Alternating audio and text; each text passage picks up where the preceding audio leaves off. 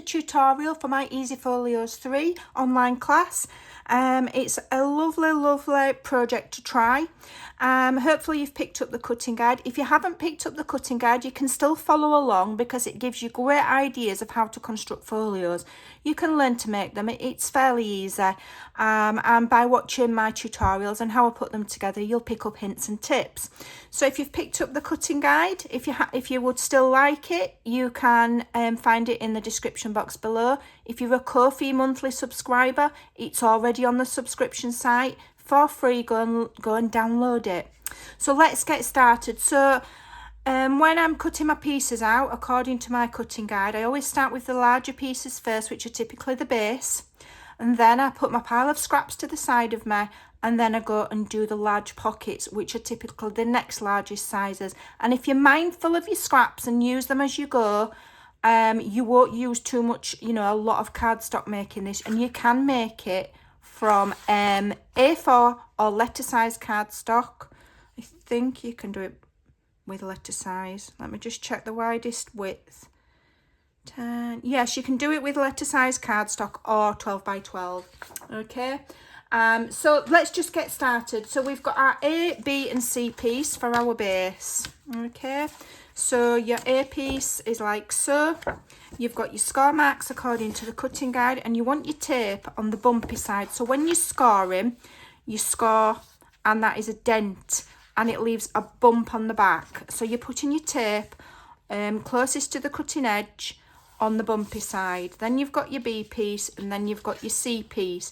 And the C piece, you're putting the tape on the bumpy side because it's going to go on the back, and that's going to go on the back. Okay. So what you do also need to do is just gently miter on your A piece down to the score line, but not over it. Okay, just gently miter, and on your C piece, just gently miter. Okay. And I put my tape on before I miter to make sure that my tape is all the way up to the edges and I haven't got any gaps. Okay. Or you can use glue. I use tape for tutorials. When I'm constructing them, I do actually use glue. So then all you need to do is remove your tape backing from A, and you're going to attach B onto A up to the first score line, but not on it. Okay, so I line up the bottom first, and then I go along the score line. That's not terribly straight, Amanda. Let's try again. Okay, just taking my time. I want that lining up as best as I can. If it's not perfect, don't stress yourself. It's just paper. We're not saving lives. You will get better with practice. I'm a little bit cold today. It's very cold, and so I'm shivering a little bit, which makes it hard to line things up. So then we get in the C piece. Okay. And again, we're going to layer that underneath our B piece up to the score line. Okay, I'm just going to turn it that way. Okay, I'm just going to turn it so that it's on the bottom, so I can try and line it up nicer. In fact, no, I'm going to do it this way. Okay, so I line one corner up without committing to the, because I'm using tape. If you use glue, it's far easier because you've got your wiggle room. Okay, far easier to use wet glue. So you want to be up to the score line but not over it. Make sure you can still, I'm a little bit close to the score line on that one. Let me see if I can just lift it. A little bit close. You don't want to be close to the score line because you want it to fold over. Okay, just take your time. There's no rush. Slow and steady wins the race every time. There we go, that's better. Okay, and then just refold that. All right, so then you've got this. Okay, now this folio is going to go that way. Okay, so this short piece here is your flap. Now at this point, if you want to, you can round those flap corners. Remember, if you round these corners, you'll also need to round your paper layer.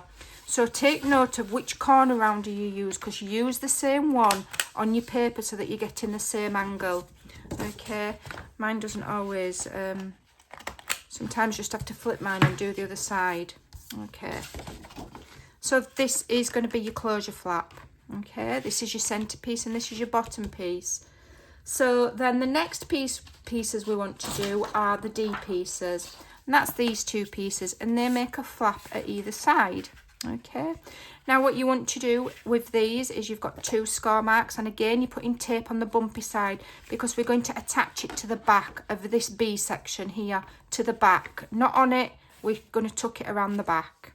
Okay, and what you also want to do is try and make them kind of even, so that they are equal or in line with each other, as it were. Okay, so get your first one on, and what you want to do is centralize it. So just check top and bottom, look for an even gap, and you're going up to that first score mark. Okay, so you've got 2 score marks, you're going up to the first one. Let me just double check that I'm in shot, and I am. Okay, let me just go in a little bit further.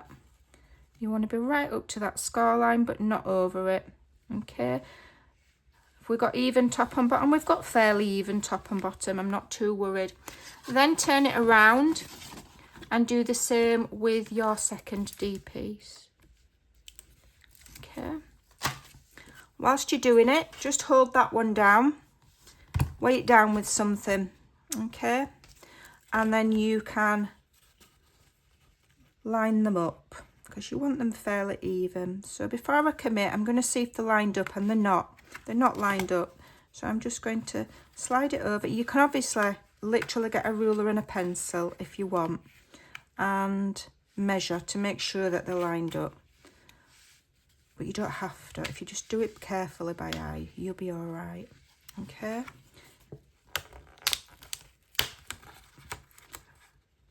let me just line that up to the score line. Let me see if they're even. Fairly. That'll do for me. It doesn't have to be perfect. Okay, don't worry about it.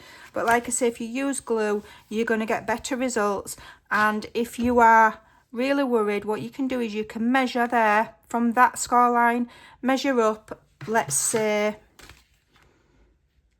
1 7/8 or 1 3/4, make a pencil mark, and then do the same at this side, so you've got a guideline. Okay, so that's how you can get them really even. All right, so then we're just going to open those, and then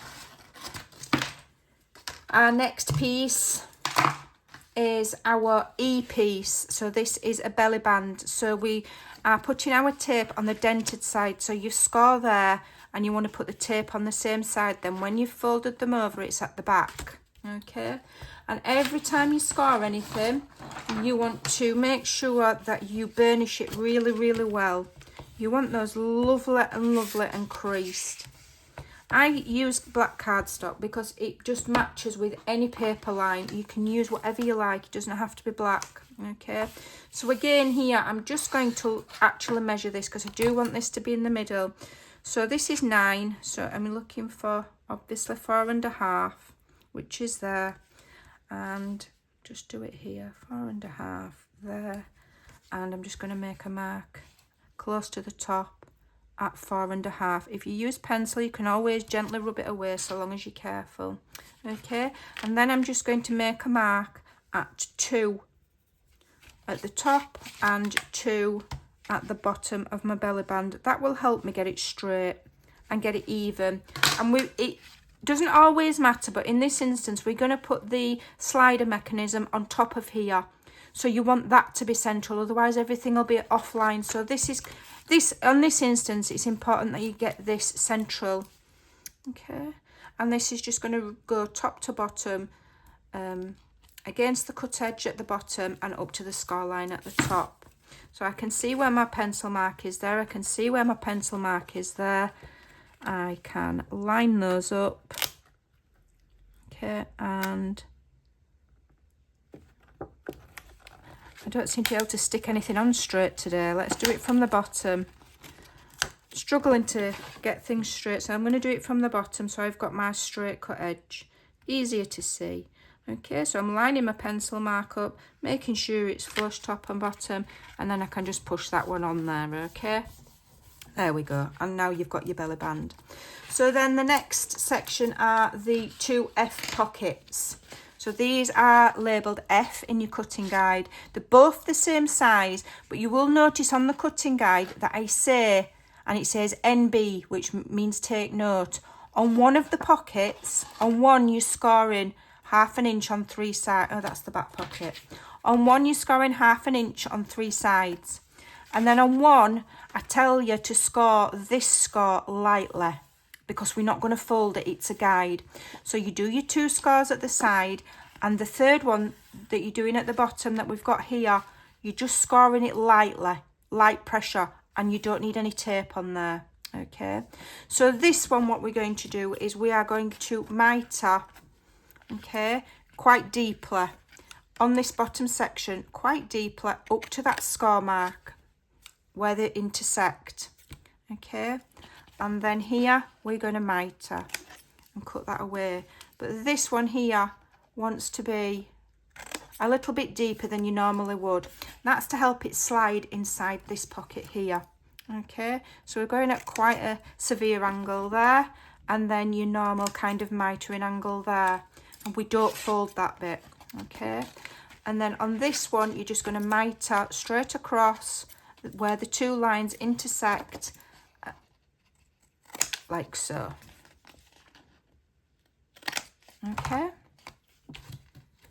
Okay, so you want to do this pocket first, because this is going to go on the bottom. It's going to go on your B piece, which is this centre piece with the 2 flaps, and it's going to go right down to the bottom, to the first score line there, not in the gusset, on this score line here. So remove your tip. My cardstock's quite thick, so I'm just going to give it an extra burnish to help it lay nice and flat. If you've not watched my tutorials before with my folios, when you do your mitering, fold your flaps over and make sure they don't overlap. Okay, mine don't overlap, can you see? If they overlap when you cut them, go back and trim a little bit off. You don't want them overlapping, otherwise if they're on top of each other, it's creating bulk and it's not going to sit flat. So we're going to remove our tape. Take your time. When I'm doing tutorials, I have to be mindful of the time, so I go a lot faster than I would when I make them normally. Okay, slow and steady wins the race. Right, so I'm holding it either side. I am lining it up with the bottom. I'm going to make sure it's central, that it's even both sides, so I've not got it hanging out over one edge than the other, and then press. Okay, let me make sure I'm in shot. Let me just stand up and check. I'm going to move down slightly. Okay, and then this second one here, I'll just show you where it's going to go before we remove the tape. So you've got this pocket here, these tabs will fold in, and then you will just gently slide it inside the other pocket, and it will automatically stop where that score line is, and that's, you know, that's your guide, and that's where you need to stop. Don't try and push it right inside that pocket, because they're both the same size, and if you try and shove it too far in, it will buckle. It's only meant to sit right on the very top, like so, with just that little extra 1/2 inch there, just slightly inside, and only up to that gentle score mark. Don't shove it right in. I've just got a little bit of fudge there. I just need to remove that. So I'm going to remove my tape. Okay, I'm going to keep my sticker out of the way by putting my fingers on it so it doesn't stick where I don't want it. And I'm going to start, and I'm going to make sure that this part is not catching on the flaps that are already down there. Okay, so slide it in. Okay, lift that up a little bit. Then you're going up to the score mark, the gentle score mark that you've made. Okay, make sure you're straight either side, and then commit and press, and that gives you a beautiful neat stacked pocket. And then when you layer your paper in, you'll go just below this pocket and you won't see that gentle score line at all. And then this back pocket here will go the full depth of both pockets. So that one will go that deep, and that one will go all the way down, giving you that opportunity for a deeper photo mat if you so desire. Okay, So then on this part, all we need to do is close that, lift that up. We're going to turn it over, okay? And we're going to put the G pocket on the back. So it's going to go on the back, so that's what it's going to look like. Now, it's always easier to add things on if you just reopen all of your folio like so. So you're on the back, okay? You've got your C-flap at the top so that you know which way around this pocket's meant to go. We've scored according to the cutting guide. Folded it, and we're going to cut across the 2 intersecting score lines again at an angle using sharp scissors. Okay, we're going to just check that our flaps don't overlap, and just that one overlaps ever so slightly. Even I don't get it perfect, and I make these all the time. Okay, check this one. That's fine, because I've got quite thick cardstock. Can you see how it's springing back up? That's because I've got good quality thick cardstock. So I'm just going to give it an extra burnish. Just helps it sit flat. Makes your life a little bit easier. Okay, then remove the tape.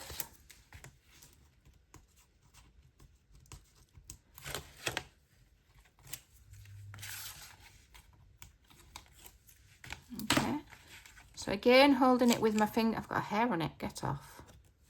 Holding it with my fingers there, tucking that in. I can have control of it without it sticking where I don't want it. So here you'll see the flap of A stuck on there, and then 2 score lines. So this is going to go flush with the top score line. Okay, it's going to sit just above it, not on it, not over it, just above it. Literally a hair width. Just so that when that folds, your pocket's not in the way. I'm also going to make sure it's centralised so that it's not too far over to the left or too far over to the right. And then I'm going to attach that right over the top of these flaps. You can see those flaps now and that flap there, but once your paper's laid over it, then this will all be seamless. Okay, so that is so simple, but you know, it's been designed carefully so that we can get the best out of it. Okay, so I've forgotten the flap, the top flap. So the top flap, I've actually forgotten to cut it. Where are we? C, flaps and pockets. G, close your flap, 6 by 3. Okay, I'll just go and cut that quickly because I've forgotten to cut it. Okay, here we go. So the measurement for this is on the cutting guide with the G back pocket. It says there, close your flap. Okay, so we've folded it on the score line. I've rounded the corners. All we need to do is remove the tape. Turn our folio over. You've got your pocket there, and this just wants to go kind of in the middle. Again, you can measure it to be accurate if you want. Okay, but roughly by eye it's about there. And you're attaching it flush with the edge of the top of the folio there. Okay, and down like so. So that's your closure. Okay, you would add a magnet on there and a magnet on there. Now, if you want your magnet to be really less bulky, okay, I get the thinnest that I can, so when I've layered them over under my pattern paper, you can't see them. If your magnets are a little bit bulky, you can add your magnet on the inside of your pocket before you glue it on. And all you need to do is add one magnet there. I'll show you how I add my magnets actually.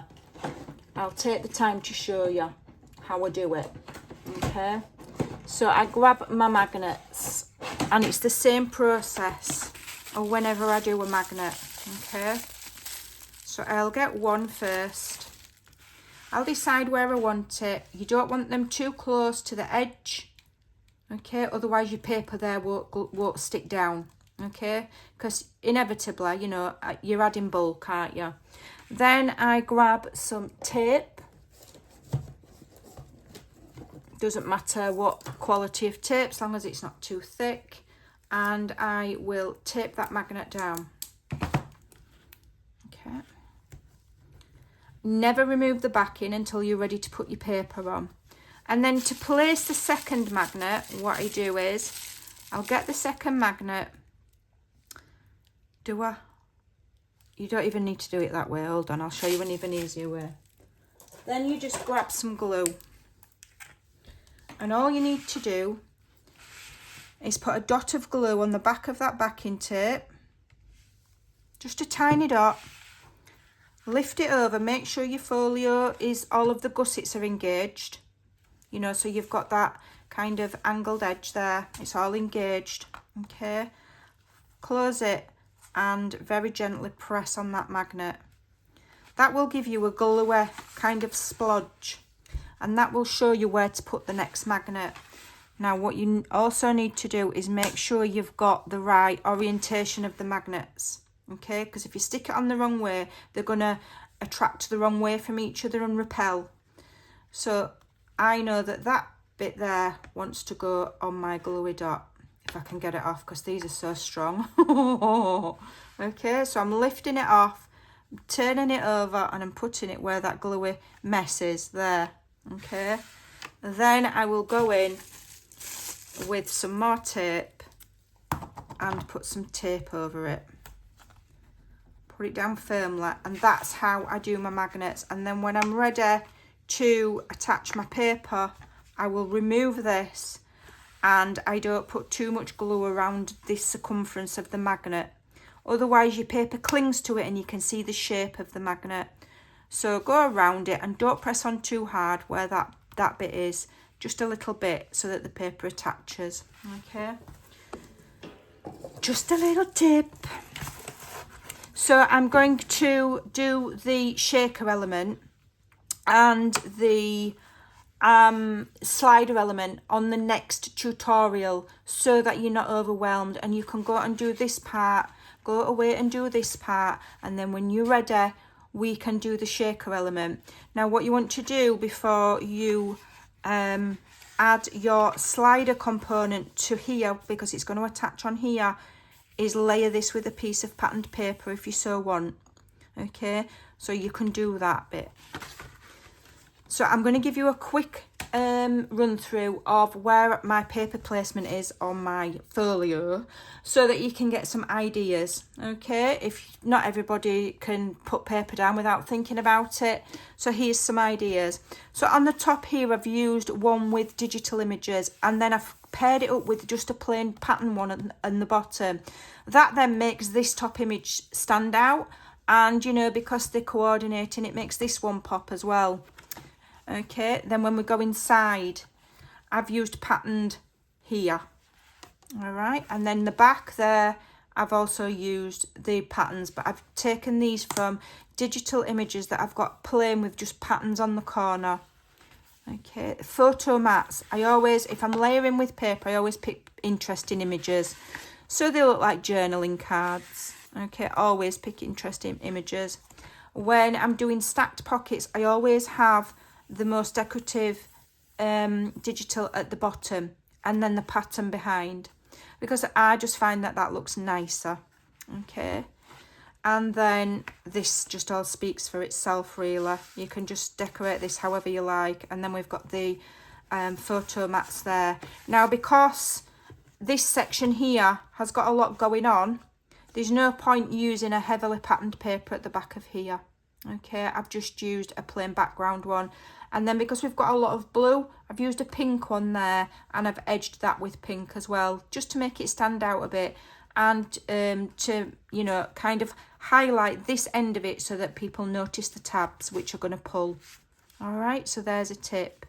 Now, your patterned paper through belly bands, I do just do a full piece and slide it all the way through. I don't cut it into pieces unless I'm doing a funky kind of a cut. And the reason being that it's covering over those tabs underneath. If you don't cover over the tabs underneath, then whatever you slide in can catch on them.